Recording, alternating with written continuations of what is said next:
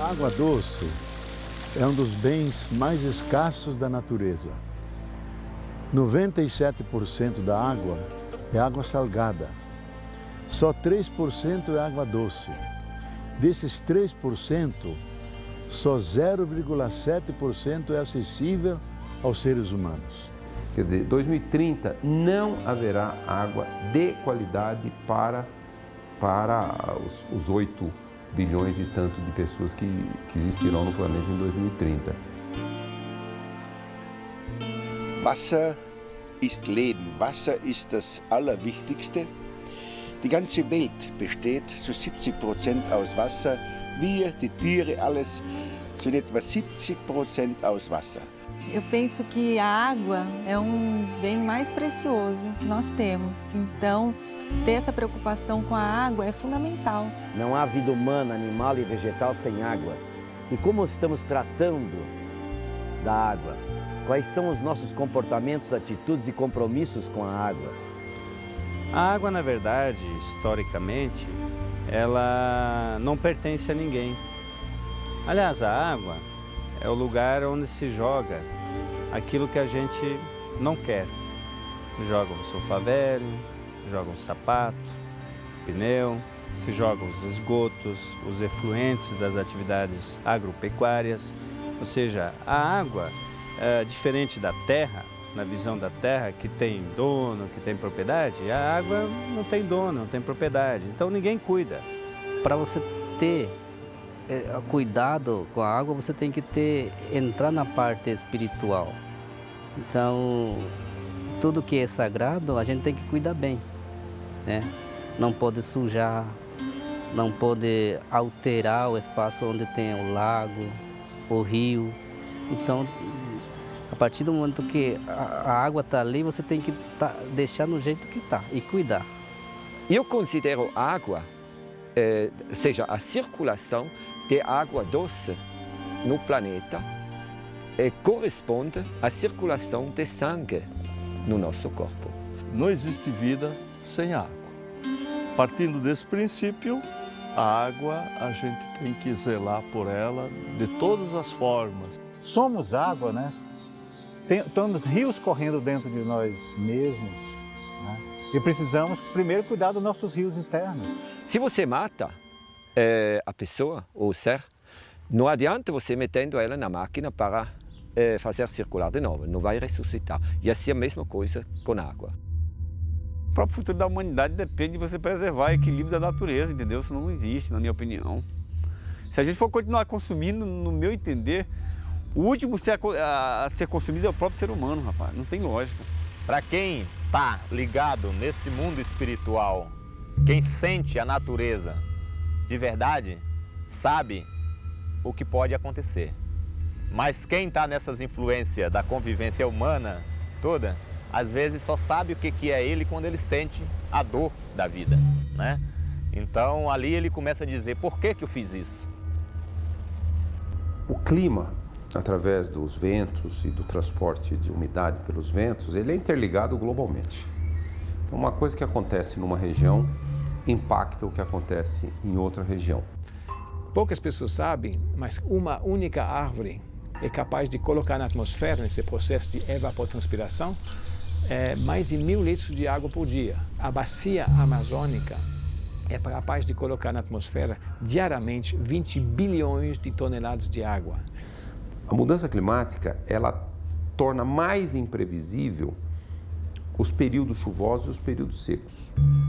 Aumenta o que nós chamamos os extremos climáticos. O que nós estamos vendo na Amazônia nos últimos 7, 8 anos é isso. E o IPCC reportou no último relatório que essa sequência de anos secos, secas históricas e inundações históricas já pode ser atribuído ao aquecimento global. Qualquer pessoa que lida com o clima, independente do IPCC ou não, vê que o clima está mudando, os padrões climáticos estão mudando. A gente está saindo de um mês de março, aqui no Distrito Federal, e aqui na minha casa choveu 485 milímetros, eu sei porque eu meço. Nesse mês de março, quando a média era 180. E em janeiro, que era a média 247, choveu 67.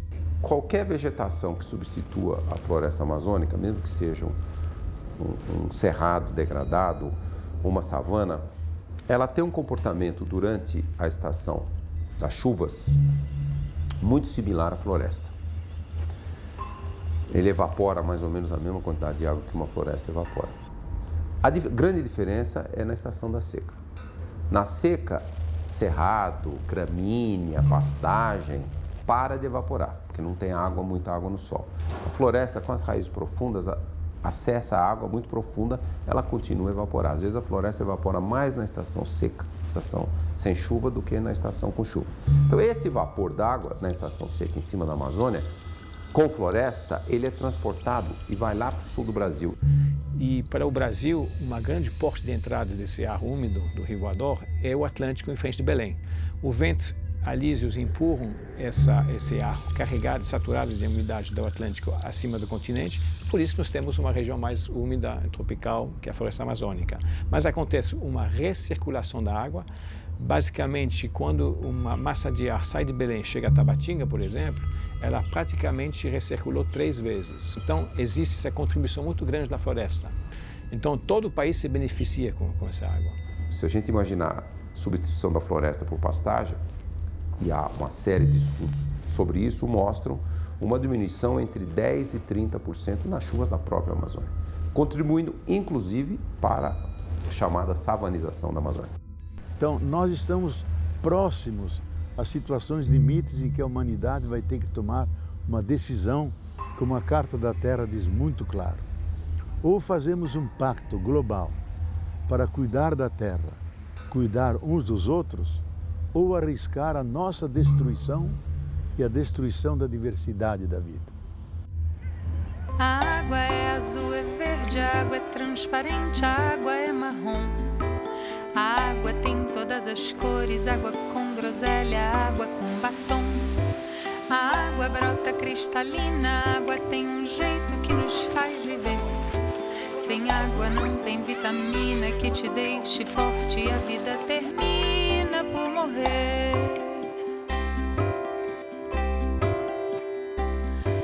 A água enfeita a piscina, a água é noite e dia, a água é união de tudo que é vivo, tudo que respira. A água mata a sede na palma da mão. Água pra beber, água pra lavar, água pra chover, água pra nadar. Água faz crescer, água faz gerar. Tem água pra vender e água pra curar. Eu acho que a cooperação em torno da água fala a linguagem da própria água. A água é um elemento que coopera dentro de nós e fora de nós para a manutenção de tudo que é vivo. Olha, eu acho que a iniciativa de você ter um ano de cooperação pela água é uma iniciativa muito importante. O mundo todo hoje está tendo consciência de que água, realmente, se nós não tratarmos bem, nós não vamos ter.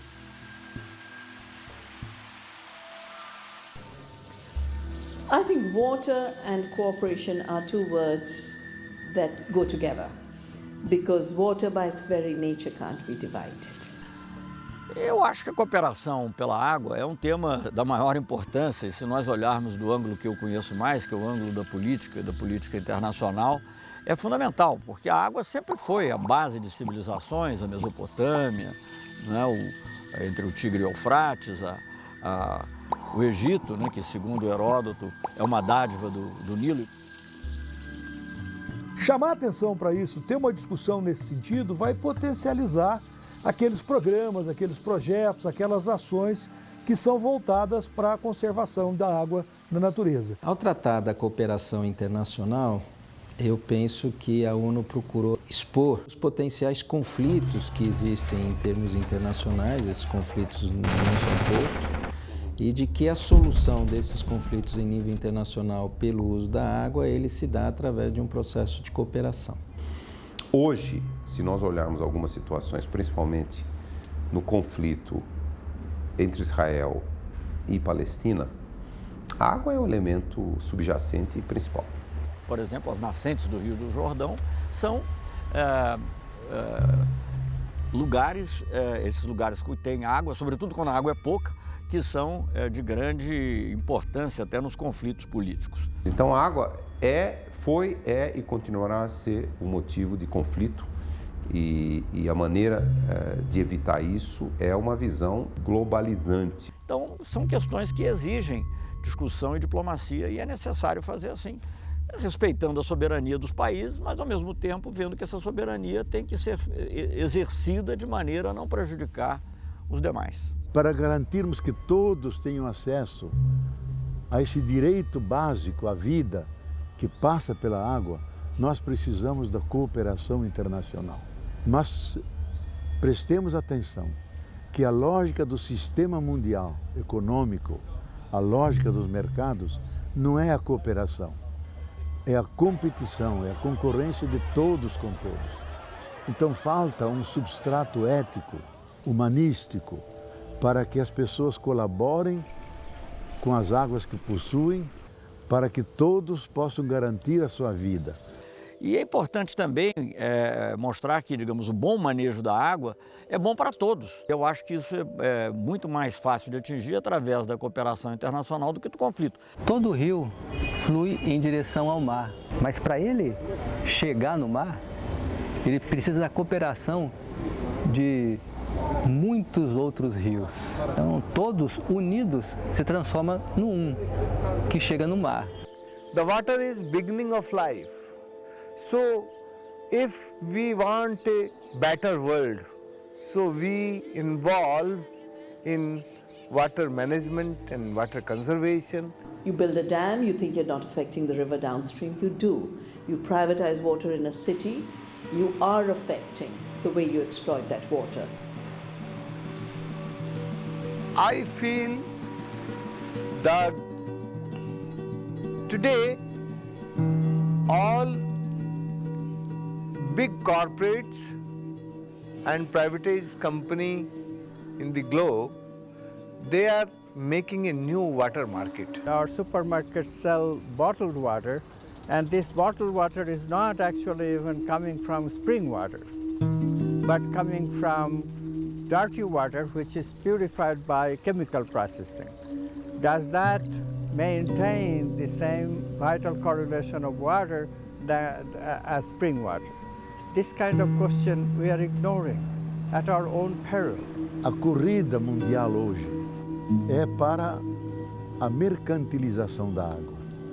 A água é um bem natural, insubstituível, um bem vital e ligada tão profundamente à vida que ela não pode ser colocada no mercado porque ela é sagrada.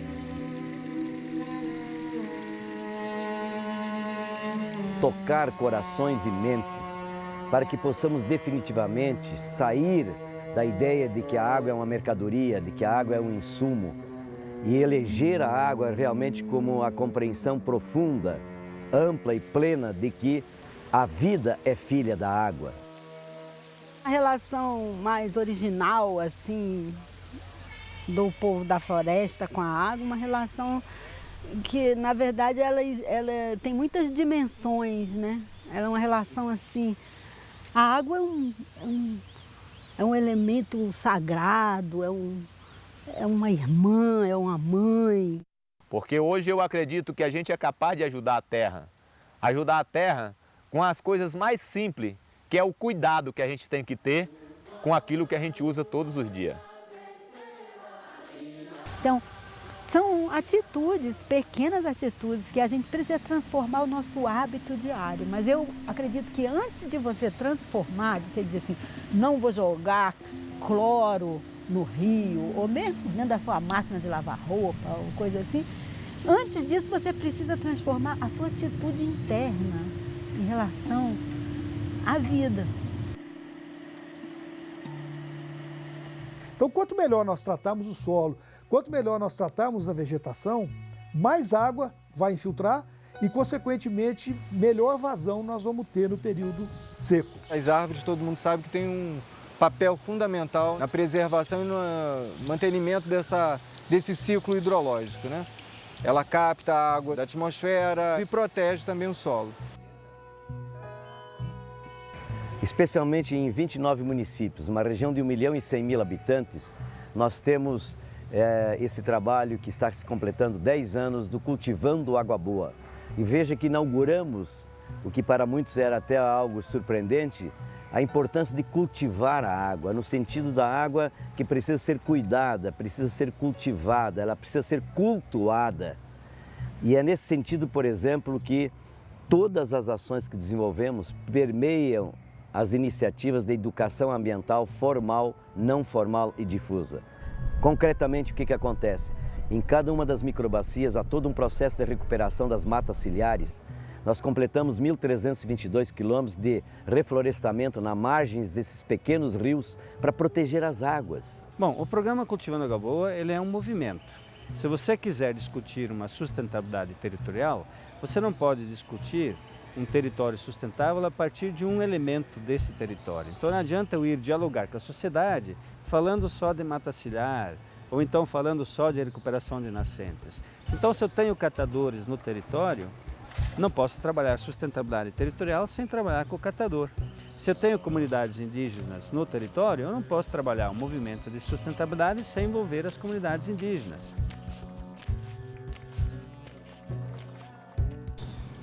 You know, in everything that is vital to life, the new vision that comes from a deeper sense of us being an interconnected humanity needs to join with an ancient wisdom. After all, we wouldn't be having the amazing systems of water in the desert of Rajasthan if there hadn't been a culture of water, of converting every drop of sweat into a drop of harvested water. It's the most populated desert of the world because of water harvesting. You know, my whole life going in water conservation and water management, I catch the rains and rejuvenate the rivers.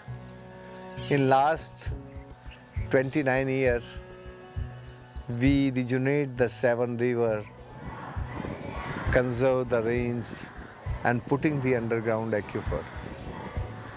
Então, todo o trabalho que é feito dentro do Programa Produtor de Água é tentar incentivar práticas que promovam uma cobertura do solo. E aí isso é muito importante porque aquelas áreas agrícolas, né, que eram utilizadas para produção de grão, utilizadas para produção para pecuária, são áreas que passam a ser elegíveis pelo programa.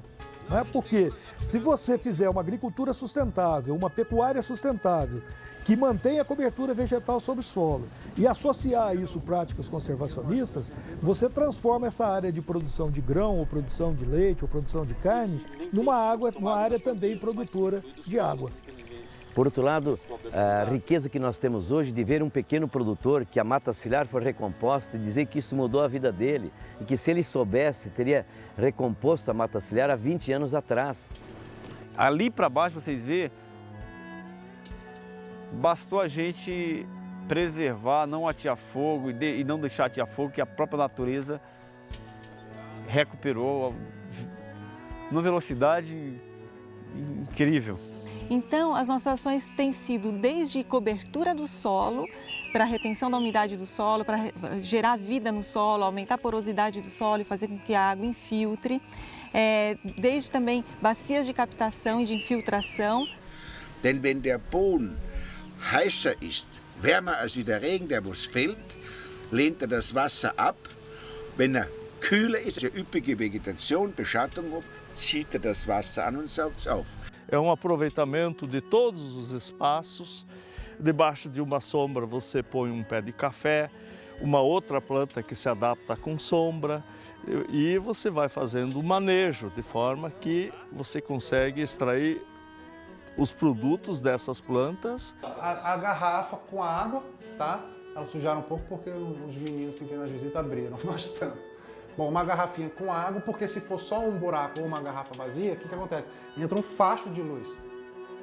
Quando você põe água, acontece a refração da luz e isso dá um efeito de lâmpada. Outra técnica que a gente usa muito é a captação de água de chuva. Isso aqui é um tanque de água de chuva, está cheio, né? Estamos saindo de uma época de chuva. Aqui cabem 24 mil litros de água. Bom, aqui esse viveiro ele trabalha com a água na sua produção e no seu objetivo, né? Porque essas mudas elas são para o reflorestamento na beira do rio e aí que tem um trabalho de cooperação muito grande, porque a gente planta em propriedades particulares de agricultores familiares, né? E a cooperação com a água ela já começa desde o viveiro, tá? Porque a gente tem um sistema de irrigação primeiro que aproveita, né, reaproveita lixo, essas garrafinhas PET, e ele acaba sendo mais eficiente do que o aspersor industrial, porque a gente consegue direcionar exatamente para onde a gente quer, quantos furos a gente quer, tá? E esse é o resultado.